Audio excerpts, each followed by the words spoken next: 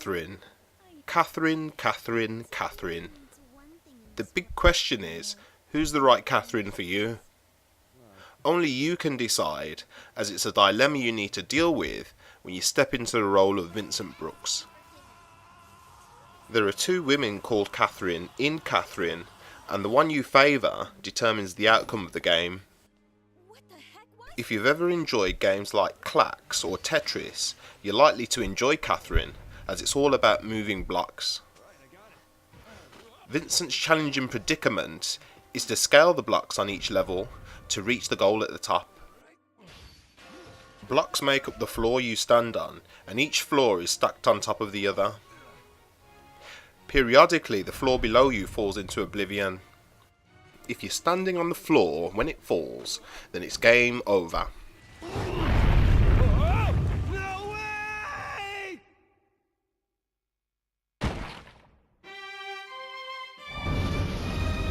May you rest in peace. Catherine forces you to use your brain, and will have you pushing and yanking blocks like your life depends on it. The gameplay in Catherine is superb, and when playing the levels, you rarely notice the passage of time.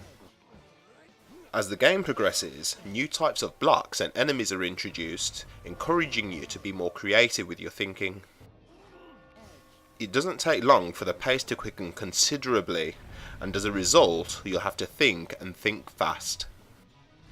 There's lots of levels in Catherine, and at the end of stages you have to escape from a boss in pursuit.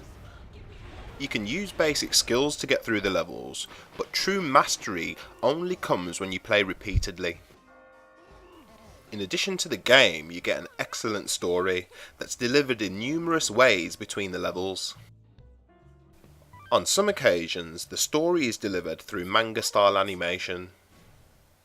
You'll also discover the ins and outs of Vincent's life through scenes in his apartment and at his local hangout. The hangout is the bar, and Vincent loves spending lots of time there with his friends. The bar is actually quite important, as drinking lots improves Vincent's speed in his nightmares.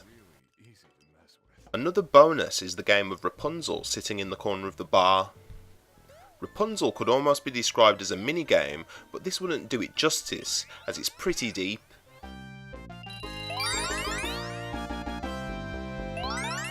If everything mentioned doesn't sound like enough, you can also play Babel, which can be accessed from the main menu. Levels in Babel are generated randomly, so it's different every time you play. New record. New record. New record. New record.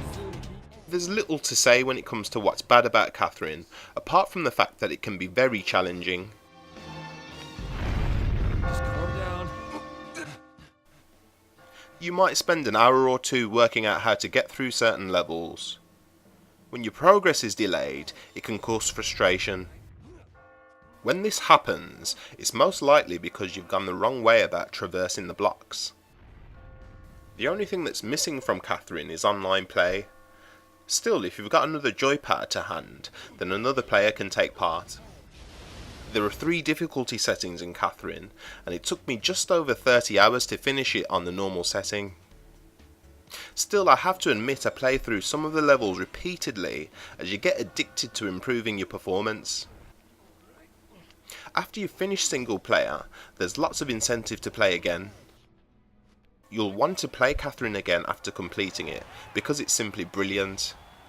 After completing a level, you'll win bronze, silver or gold prizes based on your performance. To access all the stages in the Babel arena, you need to go for the gold prize when completing stages in the single player campaign. Levels take a long time when first played, but with practice you can sail through them in minutes. Please don't forget to subscribe, and be sure to check out theprotagonist.org for the full written review. Catherine is the kind of game that begs to be played repeatedly. You're not likely to regret adding this one to your collection. Edge. Right, I got it. Whoa, that's cold. Whoa, that's cold. Edge. Edge.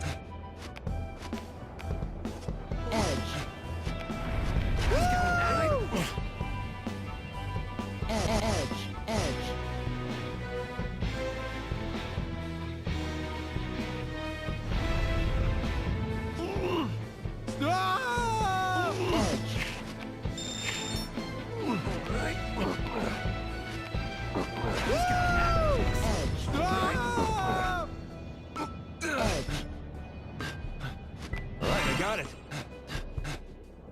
I'll take this.